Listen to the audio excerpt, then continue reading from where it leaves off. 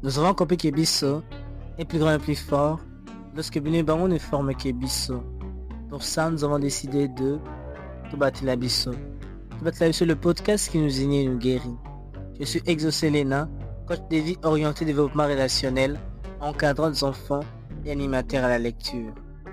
En cette période des fêtes du livre, nous avons décidé de parler littérature, principalement du marché du livre, de ce qu'apporte Sombabuku. Sombabuku, cette librairie numérique initiée par deux jeunes Congolais, dont Joshua Deversiala, qu'on a le plaisir de recevoir ici dans Toba Tilabiso dans ce 7e épisode du podcast saison 2.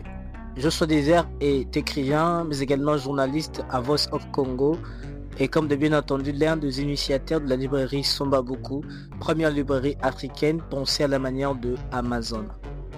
Toba Tilabiso, saison 2, bienvenue au 7e épisode. Bonne écoute.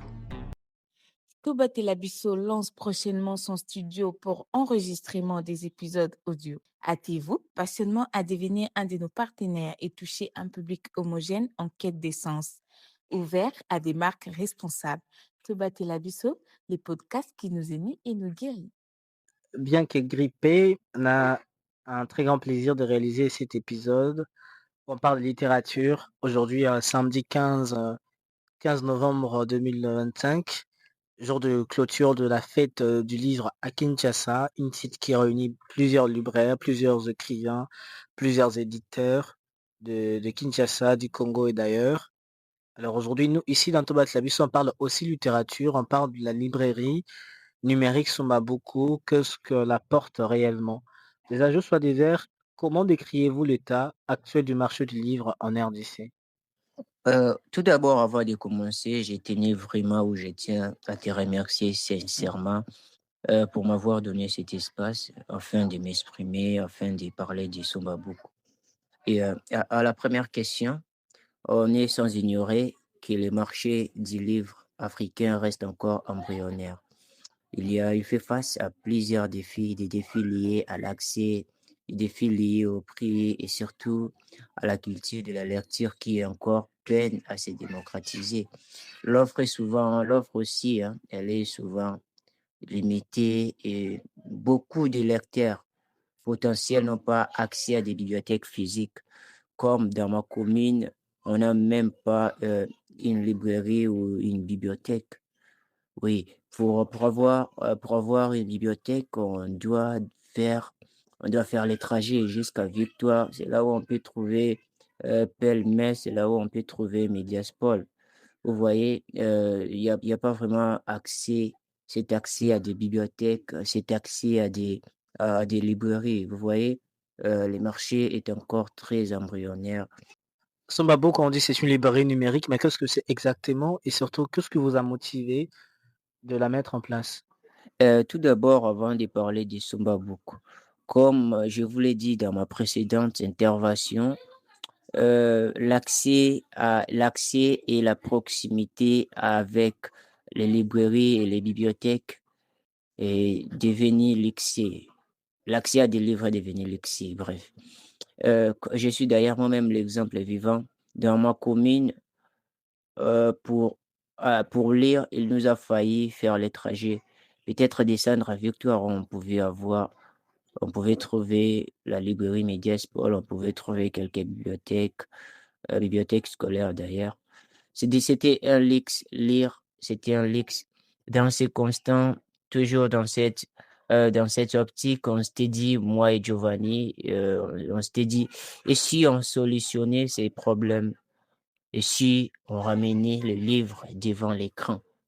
C'est dans cette optique-là qu'est née l'idée de créer Sombabuku. Sombabuku, en fait, est venu solutionner ça. C'est une solution numérique, c'est une solution innovante pour rapprocher le livre du public. C'est tout simplement ça, Sombabuku. Tu vois, il veut rapprocher le livre du public. On veut ramener le livre à l'écran. On veut mettre le livre à l'accès de tout le monde à moindre coût, puisque chez nous, contrairement à d'autres librairies, chez nous, chez Sombabuku, les livres sont moins coûtés. Les livres les plus chers ne dépassent jamais 10 dollars. ne dépasse jamais 10 $. D'ailleurs, on prévoit déjà à la longue, les livres seront vendus en monnaie locale, en francs congolais. Donc, les livres les plus chers ne va pas dépasser 20 000 francs. C'est ça ce qu'on prévoit dans l'avenir. Mais pour l'instant, les livres les plus chers ne dépassent jamais 10 $. En quoi Samba beaucoup se différencie des librairies traditionnelles? On sait déjà c'est une librairie numérique, mais à part ça, en quoi elle est différente des librairies traditionnelles? Bon, je vais être bref. Je vais être bref. Par sa flexibilité, par son accès 24/24 et sa capacité à toucher un public plus large via le digital, puisqu'on est au 21e siècle, on est à l'ère du numérique. Et avec ce MacBook, on commande depuis son téléphone, on est livré partout.